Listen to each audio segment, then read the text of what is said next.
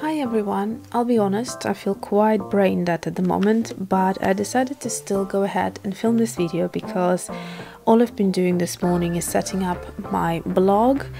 And the funny thing is, I used to write a blog 10 years ago, which was fashion and beauty related, and then I stopped many years ago, and yeah, I don't know, kind of went off blogging.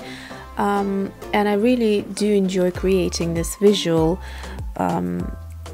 content on video rather than writing. So the blog will be predominantly also visual, so there will be more pictures. So if I'm creating like a layout or any arty project, I'll be taking pictures and I will upload them on my blog along with the product list as well, so you can see it there as well, just in case you are interested. So the next thing that I want to talk about is this haul. So I have ordered a few things which I really needed, and usually what happens is I put things aside and I wait until I film the whole video so that I can then unpack things and start using them.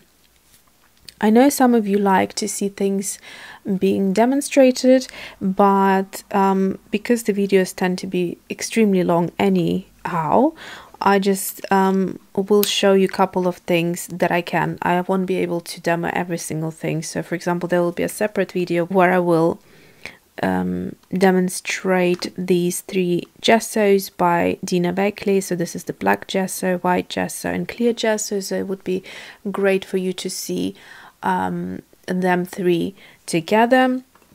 All right, so first of all, I got this jewel picker, and this jewel picker was recommended to me by one of my subscribers who suggested I watch Jennifer Maguire's video where she was talking about, I think, her most used craft tools or something like that. And this jewel picker is supposed to make your life a lot easier when it comes to picking little gemstones and crystals and rhinestones, beads, glitter, confetti and all that sort of stuff, and even punch outs. So it has two tips, small tip and a large tip, and from my understanding is there's like a silicone or like a rubbery coating that helps to kind of cling on to the rhinestones and all of that and pick it up easier, because if you try to pick them up with tweezers, quite often it just kind of snaps out and doesn't really work that well. So I haven't tried it yet. As you can see, it's packed up, and I wanted you to see the packaging as well as share with you what I got. So that's the first one. So I really needed that, and along with that I also still needed some tweezers, because now I'm die cutting alpha, and I find that it is very fiddly to do it with just your hands. So if I am working with something as small as, let's see, these letters, it becomes incredibly fiddly to apply glue and to hold it and then to adhere it. So I went on Amazon. Well, all of these things are from Amazon as always, and I picked this set of tweezers. Now there were 6 in this pack, and the packaging isn't great. It actually stinks, this plastic, so I'm going to, once I have done this review, check it out. And I honestly don't understand the difference between these three, but then these two, and there's one which I already started using. These are different, visually different, so you can see it straight away. So actually, let me just throw it out now. There we go. There was also a 6 pair, which was faulty. It had like an uncut piece of metal sticking quite awkwardly, so that I could actually injure and cut myself. They're very sharp, these ones. I don't know why they're so sharp, but they are. They're like little knives, to be honest with you. You can literally pierce holes with these. Once you see how incredibly sharp this is, you can easily pierce hole in like plastic or you know, or paper or something like that. Anyway, so let's start with these. So these are these kind of bendy ones. The design of tools is actually quite important to me. So if I find something that looks better, I tend to go with it. And I like the fact that these are black. And I don't know, I just kind of like the simplicity of them. And there were a few other sets which didn't really appeal to me, but this one is sort of nice and affordable and kind of works well. So because you can lay them flat, you can pick it up actually literally like that. They're really, really, really well made, incredibly thin, incredibly sharp, so they would work really well with any detail really. And so then I can just hold it like that and adhere glue to it and then stick it onto the project very easily, and also move about when the glue is still wet. So that's this pair which I'm already using, and then this one is like that, so it's just flat. And the other 4 that have become 3, I can only see the difference in the handle, but it says here 10, 11 and 12, so they're meant to be different. Once I open them up, let's do it side by side, maybe it will be more visible, I'm not sure. Okay, so the 11 is the sharpest one. I don't know whether you can pick up on that, but literally this is dangerous how sharp they are, can't believe it. So if I just show you, there we go, it's like literally a tip of a needle. So these are extremely sharp. These are less so. So these two, I don't know. So to me, because they come to such a fine point, I don't see the difference. Whether it's just the handle, whether it makes it easier to work with, I don't know. But they're all kind of the same. So I will basically just keep them as spare ones, so if I break one of them or something like that, I can use them later. Okay, so moving on, let me talk about this stencil here. So this is the Tim Holtz large stencil. He also sells sets of small stencils, which I tend to like smaller things, but they come in 3, so it's a set of 3, and quite often there is at least 1 or 2 that I'm not too keen on, so I'd rather buy one that I really like and have it that way. So this one is called, I think it's called Splatters, is it? It's called Speckles. So it's a Speckles layering stencil, and it looks like, you know, when you do splatters with your brush, that's what it looks like. And I thought it would look nice with textured paste. And yeah, so the detail is quite small, so it'd be interesting to see whether I can actually get paste in these tiny little areas here. So that's that. So I will move on to Ranger, and this is the texture paste, which is basically designed to look quite like foamy and thick. As you can see, it's sitting in the bottom of the jar and it's not really kind of moving like a gel or a paint would be, so it's got nice texture in there. Let me actually open this for you. Okay, so here is that texture. Let's see, the consistency of it is like a mousse. So I have a texture paste which I'm not really keen on. I can actually show you so that you know which one doesn't work. I can't actually find it. I think I might have thrown it away already, or maybe I just placed it somewhere. Anyway, the reason I didn't like it is because first of all it would take ages to dry, and secondly the texture would change quite often as it would dry. So it would be perfect looking once I would first apply it, and then it sort of would kind of shrink a little bit and become a bit more flat, and just, I don't know, I just didn't like it. And quite often it also starts cracking, and yeah, not fond of it at all. So that's why I decided to give this paste a go, because I have seen it in action and it seemed quite good. So I do like the way it looks. It's also very lightweight, and I think that's how a texture paste should be. The other one was very kind of thick and heavy, and it also has actually, so this one is pure white. The other one kind of had that grayish kind of off look. Can't really pick it up on the paper here, but it didn't look as white as this paste looks. So I'm looking forward to trying it out.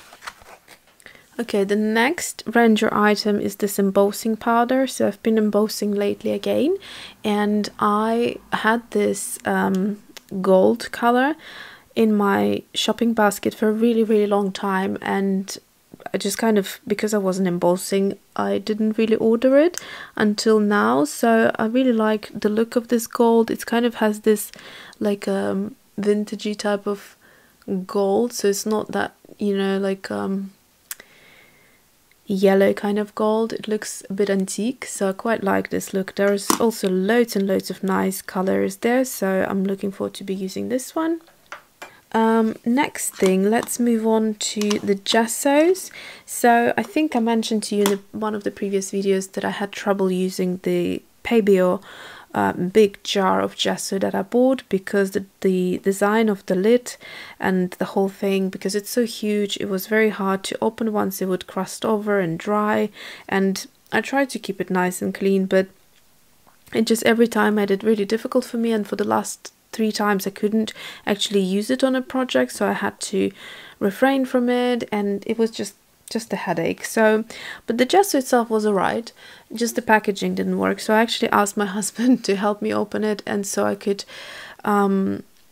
deposit it into just like a regular pickles jar or something like that. And so if I do need to use it, I still can use it, but I just wanted to try a different gesso. So this is the Dina Wakley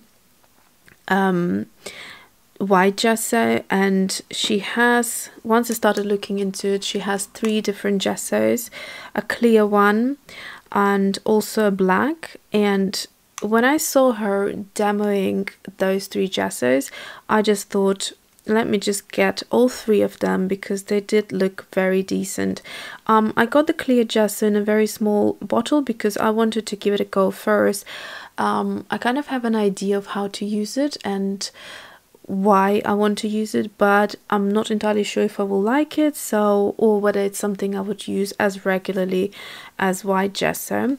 The black gesso I wanted to get in a small bottle as well, but I couldn't get it here in UK, so I decided, well, I could, but I would have to wait like, I think 4 weeks or something like that. I think it said 4 to 8 weeks, so I decided by that time I might forget about it, so I wanted to start using it now. And so I got this slightly bigger jar size, which is, let's see, it's 118 mils.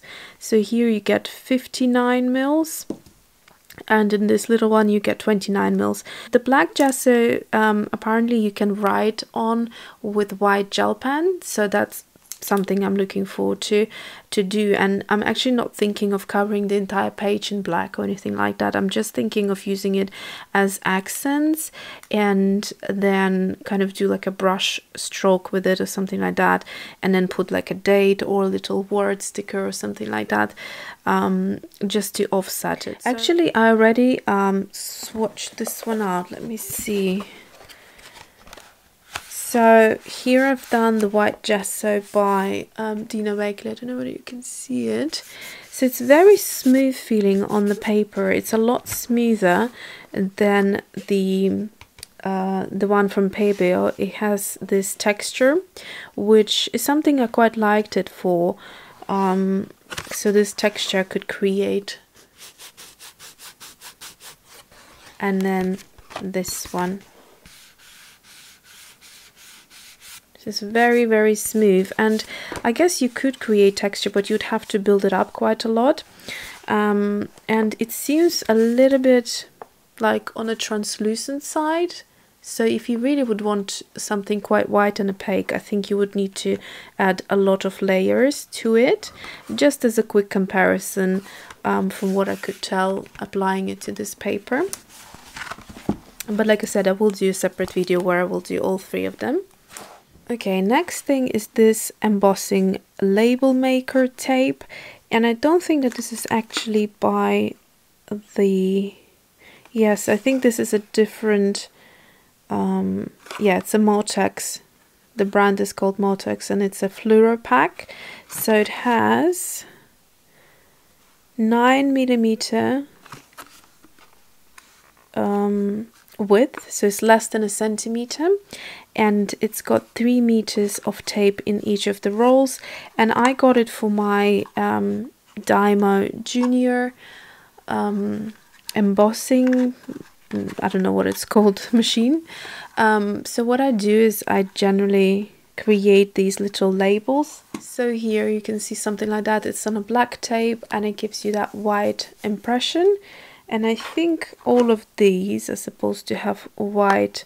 So it looks quite cool, and I like kind of adding it as an alternative to alphas. It breaks it down nicely and it kind of has that modern look to it.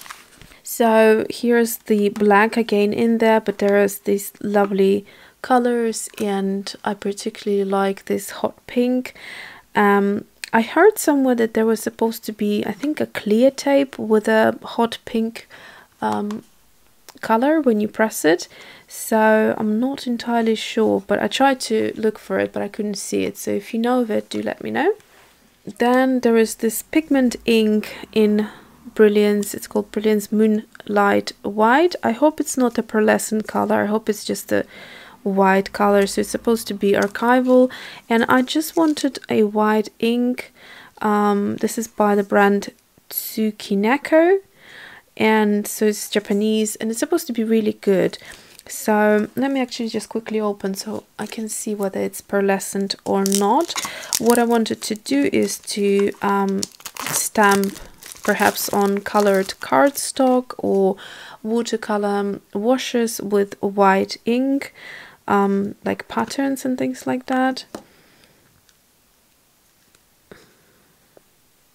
It looks completely white, so I hope it is completely white. It doesn't, I can't pick up on any pearlescence here, so I hope it's just the name of it. So it looks like nice ink. These inks are quite pricey, but they're supposed to be really good quality. Let's talk about inks. So I've got two Dr. P.H. Martin's inks. So one is Black Star. This is a waterproof India ink, which is a matte, and that's something I wanted to try for splatters. Generally, ink, when it dries, it has a little bit of a glossy kind of look to it, so I'm looking forward to this black and seeing how it would look on my projects. And then I also got this Dr. P.H. Martin's Bombay White India ink, which is supposed to be great for adding to like watercolors and a drawing on top of them, etc. So India ink supposed to be quite pigmented from my understanding. This is my first experience with it, so I will give it a go, but predominantly I got it because of that book. So I got it for this book by Anna Victoria, and she, in her art, let me just find the page to show you. So in her art, she uses a lot of this kind of white ink techniques, and she also uses them for highlights a lot as well, so like here. And I tried to do a bit of research, and from what I think I could tell is this this white ink that she uses. I think, I'm not entirely 100% sure, but it looks like it is this one. So I definitely want to try it with my watercolors and creating illustrations in that sort of style. And then for the other ink that I got, this is this was recommended by Vilna Furstenberg, and I love her channel. I love her creative kind of projects that she does, and she really loves creating splatters with this Liquitex acrylic ink. This is carbon black, and it's supposed to be quite a professional, good quality ink. So when I actually was buying this one, this ink popped up, and I thought I want to try both of them and see how they work. Okay, so we're coming close to the end now. Actually, this tray as well was recommended in Jennifer Maguire's video as well. So she said, or she demonstrated how great this thing is, and I would never think of it. It's one of those things that I had to have along with that jewel picker tool, because what you can do with this, first of all, you know, when you have loads of like beads and sequences on your desk, you just literally scoop them into this tray and then deposit them into wherever they need to go. So it's really easy. You don't need to pick every bead and put them into the bags. This makes everything so much quicker. And the other thing you can do is with like embossing powder, same thing, you can put it into here and then quickly put it back out, or you can use it as a little scoop in the, if you have like a lunch box where you keep your embossing powders, for example, you could just scoop it out of there and then just dust it over your project, which goes directly back into the lunch box, and again, less time to fiddle around with it, and just things become a lot easier. Also at the bottom here there is some sort of texture which supposedly should help you to wiggle about the beads and they kind of turn around to the right side, is what it says here. But yeah, that's why it's called the magic tray, because it flips flat back stones just like magic. So let's see, I mean, this one is you know, the branded one. There are also cheap ones that you can buy, like 3 in 1 pack or something like that, but the plastic doesn't look great in them, and I wanted to go for the good quality one. So this is really something I'm looking forward to. Now I've got this paper here. This is the I think Tim Holtz for Ranger, and it's the gloss cardstock, which is supposed to be used with alcohol inks, and I'm not thinking of buying them just yet. I have loads to work on as it is, but what I was going to use it with, actually, one of my viewers recommended this technique of using distress oxide inks on like photo paper, which is supposed to be, which is also glossy most of the time, and then kind of you can create loads of great textures and color mixes, and the oxidation is supposed to work really nicely. And funny enough, when I started looking for this paper, one evening a video on YouTube popped up where someone was doing something really amazing. So they basically used, I think it was either this type of paper or it was a photo paper.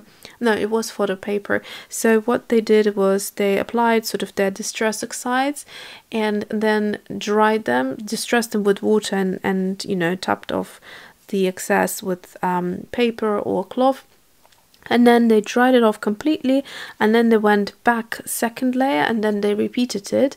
And then once everything was done, they kind of went over with a cloth to remove the top layer, and then what's left underneath is something like remarkable, like just amazingly beautiful.